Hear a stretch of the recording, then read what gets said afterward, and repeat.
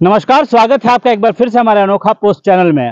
अभी जो आप विजुअल देख रहे हैं ये पटना का गंगा ड्राइव है। बिहार की सबसे खूबसूरत सड़कों में से इकलौता सड़क जो इतना ज्यादा खूबसूरत बना है। दीघा से लेकर गाय घाट तक ये सड़क कंप्लीट हो गई है। इस पे गाड़ियों का आना जाना शुरू हो चुका है। बिहार की पहचान में सबसे सुंदर सड़क जेपी गंगा पथ पटना शहर में गंगा नदी के किनारे बनाया गया राजधानी पटना की अनमोल तस्वीर बयान करने को काफी है। पटना में दिल्ली मुंबई से आने वाले लोग भी एक बार गंगा ड्राइव को जरूर देखना चाहते हैं। इसी कारण गंगा ड्राइव पर्यटकों के साथ साथ आम लोगों के लिए भी बेहद महत्वपूर्ण बन चुका है। गंगा ड्राइव के रास्ते लोग आसानी से जाम में फंसे बिना दीघा से गायघाट तक का सफर महज 20 मिनट में पूरा कर लेते हैं, जबकि अशोक राजपथ से ये दूरी तय करने में 1.5 से 2 घंटे तक का समय लग जाता था। अब फेज 3 में गायघाट से दीदारगंज तक का सफर भी 2024 में ही शुरू होने की पूरी उम्मीद है। यानी पटना के एक छोर से दूसरे छोर तक का सफर महज 25 से 30 मिनट में पूरी हो जाएगी। इस गंगा ड्राइव को अभी और सुंदर बनाने की प्लानिंग चल रही है। जैसे दीघा से गांधी मैदान तक 7 किलोमीटर तक हरियाली के लिए 1 लाख पौधे लगाए जाने हैं।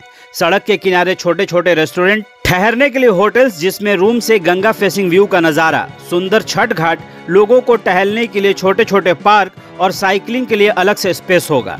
इस गंगा ड्राइव की टोटल लाइट सोलर एनर्जी से जलेंगी। कुल मिलाकर ये गंगा ड्राइव पूरे शहर के लिए सबसे सुंदर और स्वच्छ रोड होगा। जब नीतीश कुमार ने गंगा पथ बनाने का विचार किया था तो बहुत से लोगों ने इसे महज बेवजह का खर्च बताया था और कहा था कि मुंबई की मरीन ड्राइव के तर्ज पर पटना में गंगा ड्राइव कभी बन ही नहीं सकता। गाय घाट से लेकर दीदारगंज तक ये रोड जो है वो कंप्लीट होता हुआ आप देख रहे हैं अपने वीडियो में। तो कहीं ना कहीं इस चीज को लेकर बहुत ज्यादा लोगों में खुशी का भी माहौल है कि कितनी जल्दी हम लोग इस सड़क के ऊपर पटना से बाहर निकल जाएंगे, या फिर ये कहे कि जब आप दीघा की तरफ जाएंगे या फिर दीघा से आप पटना दीदारगंज तक लौटेंगे तो आपको पूरे सड़क पे कहीं भी आपको जाम नहीं मिलेगा। जिस ट्रैफिक से लोग डरते थे पटना में इंटर करने से, वो अब खत्म होने वाला है बिल्कुल पूरी तरीके से। एक चीज आपको हम ये भी बता दें कि ये सड़क दीदारगंज से आगे बख्तियारपुर तक भी जाएगी। दीघा से आगे यानी कि आरा की तरफ कोइलवर तक जाने वाली है। कहीं ना कहीं जिस एलिवेटेड सड़क की बात हम लोग अगर कर रहे हैं, जो पटना से बक्सर वाला 4 लेन सड़क है, उसको कनेक्टिविटी देगा ये सड़क कोइलवर तक।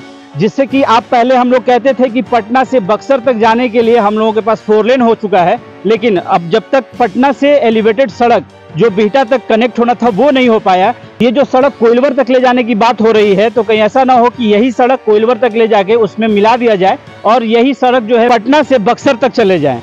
तो इसमें अगर सबसे ज्यादा नुकसान होगा तो वो बिहटा से लेकर दानापुर तक के लोगों को होगा, क्योंकि जब वो सड़क नहीं बनेगी जो मेन बाईपास बनना था 4 लेन वाला, अगर उसमें और ज्यादा डिले होगा तो कहीं ना कहीं बाहर की यात्रियों के लिए तो सुविधा हो जाएगा कि वो पटना का मरीन ड्राइव या गंगा पाथवे पकड़कर कोइलवर से ही ऊपर चढ़ेंगे और दीघा होते हुए इधर दीदारगंज से बख्तियारपुर की तरफ निकल जाएंगे। ये एक बहुत बड़ा सवाल भी है कि आखिर ये जो सड़क जो बनना था जो पटना बिहटा वाला वो कंप्लीट ना होके अब इसके ऊपर जो कहा जा रहा था कि यही सड़क जो है कि अब कोइलवर तक चला जाएगा, तो हो सकता है कि ऐसा हो।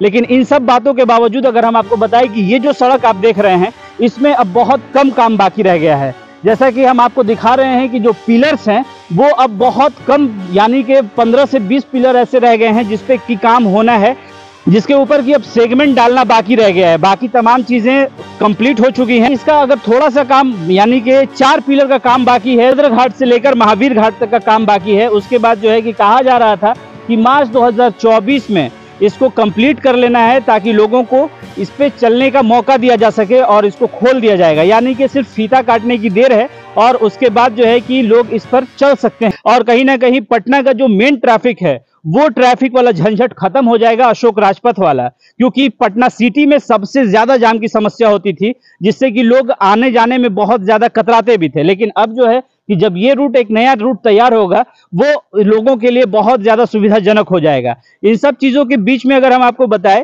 कि ये जो रोड है, जो इतनी लंबी सड़क लगभग 19.7 किलोमीटर की जो सड़क है अभी फिलहाल जो कि बन रही है दीघा से लेकर दीदारगंज तक, लोगों ने कभी ऐसा सोचा भी नहीं था कि हम लोग गंगा के ऊपर इतना खूबसूरत नजारा वाला सड़क होगा और वहां से हम लोग जो है कि आराम से अपनी गाड़ियां लेकर दौड़ जाएंगे, एक शहर से दूसरे शहर तक निकल जाएंगे। हालांकि पटना जो है वो बिहार की राजधानी है और यहाँ पर अक्सर लोगों को आना ही पड़ता है किसी न किसी काम को लेकर। तो एक चीज ये सबसे अच्छा हो गया कि अब आपको पटना शहर में इन करने की जरूरत नहीं है। अगर आपको एक जिले से दूसरे जिले की तरफ निकलना है तो यही वो सड़क होगी जो कि आपको बिल्कुल दूसरे शहर तक छोड़ देगी। तो अभी हम लोग फिलहाल पटना घाट पर खड़े हैं और यहाँ तक जो काम है वो बिल्कुल कंप्लीट होता हुआ दिख रहा है। इसके आगे जो है वो हम आपको दिखाएंगे कि बस थोड़ा सा सेगमेंट का काम बाकी है और उसके बाद जो है कि काम बिल्कुल कंप्लीट हो जाएगा और उसके बाद कहा जा रहा है कि मार्च में इसको लोगों के लिए खोला जाएगा। हालांकि अगर चुनाव से पहले, चुनाव के अनाउंसमेंट से पहले अगर इसको खोल दिया जाता है तब तो खोल दिया जाएगा, अदरवाइज इसमें और ज्यादा थोड़ा दिन रुकना पड़ सकता है, क्योंकि जब तक अभी काम जिस तेजी से चल रहा है, जिस हिसाब से चल रहा है, ऐसा लग रहा है कि मार्च तक इसे कंप्लीट करने के लिए पूरी जी जान से तो कोशिश की जा रही है। हालांकि आप देख सकते हैं कि सड़क जो है वो बिल्कुल कंप्लीट है, कनेक्टिंग सड़कें बनाई जा चुकी हैं, तमाम चीजें यहाँ पटना घाट तक तो सब कुछ कंप्लीट दिख रहा है। बस थोड़ा सा काम जो आपको आगे की तरफ हम दिखा रहे हैं, बस वहीं का काम थोड़ा बाकी है। बाकी सड़क के ऊपर ब्लैक टॉप का काम हो चुका है, आपको बीच में जो है कि लाइनिंग का काम हो चुका है, डिवाइडर वाला काम हो चुका है, तमाम चीजें जो है कि आप देख रहे हैं वो तमाम चीजें कंप्लीट है। लेकिन इन सब चीजों के बीच में एक चीज हम आपको ये बता दें,